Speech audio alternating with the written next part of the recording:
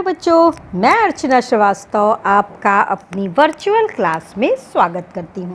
बच्चों, हड्डियों की टूट और मोच चैप्टर में हमने जाना कि हड्डियों की टूट किस प्रकार की होती है और विशेष अस्थिभंग क्या होता है। आज हम जानेंगे मोच क्या होता है। बच्चों देखो, जब अस्थियाँ कई जगहों पे तुमने महसूस किया होगा ना कि अस्थियां आकर जुड़ती हैं, वहाँ 1 2 3 अस्थियां आके जुड़ती हैं। इस स्थान को जोड़ कहते हैं, ठीक है।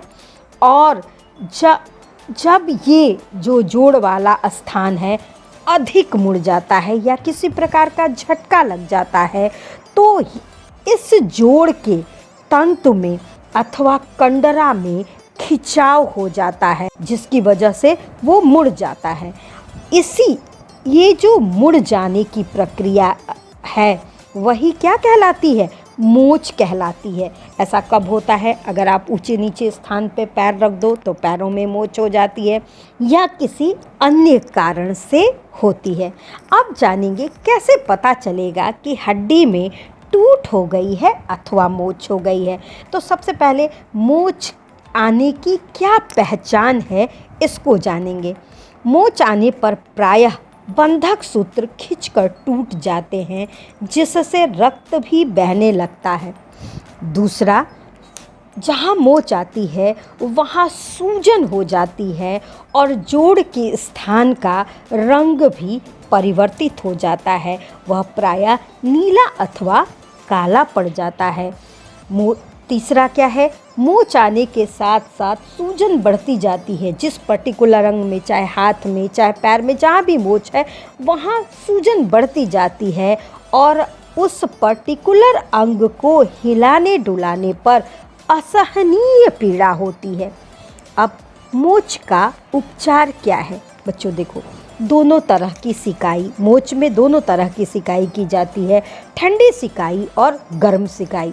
ठंडी सिकाई में क्या होता है कि बर्फ़ के पानी में कपड़ा भिगोकर उसे मोच वाले स्थान पे रखना, और यही प्रक्रिया गर्म सिकाई में होती है कि हल्के गर्म गुनगुने पानी से मोच वाले स्थान को गीले कपड़े से सेक पहुंचाई जाती है। नंबर 2, मोच यदि पैर की होती है, अगर किसी रोगी के पैर में मोच लगी है तो अगर वह जूता पहने हैं तो सबसे पहले जूता उतार देना चाहिए। कोई ज़बरदस्ती नहीं करनी चाहिए। घायल को जिस भी हालत में आराम मिलता है उसी स्थिति में रहने देना चाहिए। रोगी को मनोवैज्ञानिक ढंग से इस स्थिति में रखना चाहिए कि उसे पीड़ा बहुत ज़्यादा कष्टकारी न लगे। उसे उम्मीद रहे कि वह आसानी से उस चोट को बर्दाश्त कर लेगा और धीरे धीरे रिकवर कर लेगा। यदि मोच घर में आई हो तो उसे, रोगी को डॉक्टर के पास ले जाना चाहिए, और अगर घर से बाहर लगी हो तो वहाँ से भी उसको चिकित्सक के पास अवश्य ले जाना चाहिए। यदि हाथों अथवा पैरों में मोच हो तो और दर्द ज़्यादा हो तो 2 तसलों में, एक में ठंडा पानी और एक में गर्म पानी रखना चाहिए, और बारी बारी से उस पर्टिकुलर मोच वाले एरिया को एक बार ठंडे पानी में तथा एक बार गर्म पानी में रखना चाहिए। बच्चों, ये हुआ मोच का जो आप घरेलू स्तर पे उपचार कर सकते हो, वह है। अब जानते हैं बच्चों कि हड्डी की टूट और मोच में क्या अंतर होता है। हड्डी की टूट जो होती है बच्चों हमेशा हड्डी में होती है, लेकिन जो मोच होती है वो जहाँ अस्थियों की संधि होती है उस संधि पर, विशेषकर चल संधियों पर ही होती है।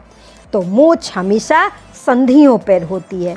हड्डियों के टूट में क्या होता है कि हड्डी पर कोई विशेष दबाव हो जाता है अथवा कोई बाहरी आघात हो जाता है, जिसकी वजह से हड्डी टूट जाती है। लेकिन मोच में क्या होता है कि जब संधि पे खिंचाव पड़ता है, ऊंचा नीचा तल विचल पड़ जाता है, तब भी ये मोच होती है।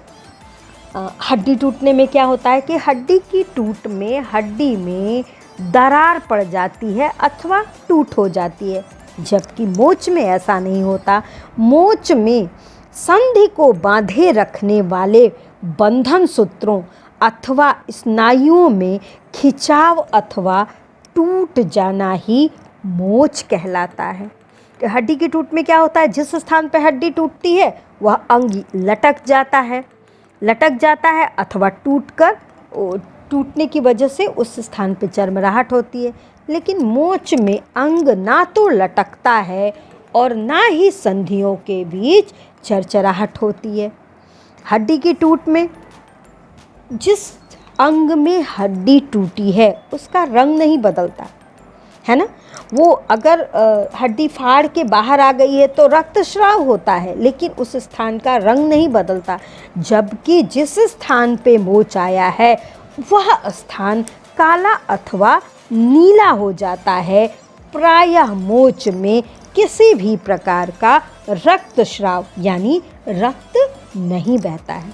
बच्चों, ये हुआ पूरा मोच के बारे में और हड्डी की टूट और मोच में क्या अंतर है इसके बारे में। बच्चों, अगर मेरा वीडियो आपको पसंद आता है तो लाइक करें, सब्सक्राइब करें, अपने फ्रेंड्स को शेयर करें और कमेंट बॉक्स में कमेंट करें। थैंक यू बच्चों।